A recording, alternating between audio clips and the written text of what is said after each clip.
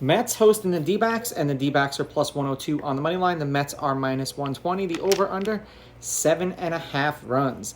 The D-backs getting a run and a half on the run line are minus 205, meaning if you bet them that way and they win this game outright, you win. They lose by 1, you win. And the Mets laying a run and a half on the run line are plus 168, meaning if you bet them that way, they have to win this game by a minimum of 2 runs. Now, these are the overnight odds.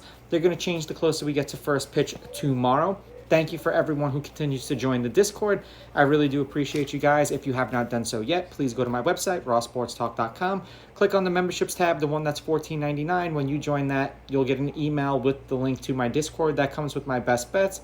It'll also come with a little bit more access to me. So in case there's something that you want to know, you can just shoot a message and I'll answer it as best as I can. Usually it's pretty fast. Now, Kelly did not pitch against the Mets either last year or this year. They are 4-1 as a team in his last 5 starts. He's got an ERA of 2.4 in those games, averaging 6 innings pitched and 6.3 strikeouts per game in those games. He has pitched against the Mets in the past, but it was in 2021. In those 3 games, the D-backs lost all 3 of them. He averages 6 innings, 6.3 hits, 3.7 runs, 3.3 earned runs, 5.7 strikeouts, 3 walks per game, 1.3 home runs per game, and 93 pitches per game. That's just the law of averages. But he's given up at least 1 home run in every appearance he had against the Mets. The under is 2-1 in those games. And for Senga, this is his first year, so he has pitched against the D-backs this year. 8 innings, 1 run, 1 earned. They won that game 2-1 out here in Arizona, and he struck out 12 batters in that game. They are 3-2 as a team in his last 5 starts. He's got an ERA of 1.8. He's averaging 6 1/3 innings pitched and 7.8 strikeouts per game in that game. He went 8 innings, giving up 4 hits, 1 earned runs, 12 strikeouts, 1 walk, 1 home run. So his 1 run was a solo shot. And he threw 107 pitches in that game.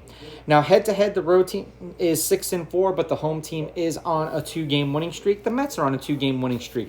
The Mets are 8-2 against the D-backs in their last 10. The favorite is 6-4 on the money line. The underdog, however, getting a run and a half on the run line is 6-4. There have been 3 one-run games in their last 10 meetings. The over is hitting their last 2. The under is 5-4-1, and 1, 2, 3, 4, 5, 6. The over at 7.5 runs is 6-4. Now, I was way wrong with this D-back game today. Gallen just he let me down. He got rocked. The Mets won today 7-1. They won yesterday 7-4, and the D-backs won the other day 4-3. The D-backs are 6-4 in their last 10, 1-3 in their last 4, and the under is 7-3 in their last 10 games. But the over has hit in their last 2. For the Mets, they are 5-5 in their last 10. They've won 3 out of their last 4. They're 3-1. And the over is 5-4-1 in those games. This should be a pitcher's duel because both of these guys pitch incredibly well. Kelly just kind of struggles against the Mets. I'm going to take the Mets with the money line. I'm going to take the Mets laying the runs, and I'm going to go under. I'm kind of on the fence, but this is one of those games where you may really want to just keep an eye on the in-game odds because when one team gets out to a 1-0 lead, you may be able to get another team with great odds. Now, these are just my picks. If you disagree, please go with your gut, and please bet responsibly.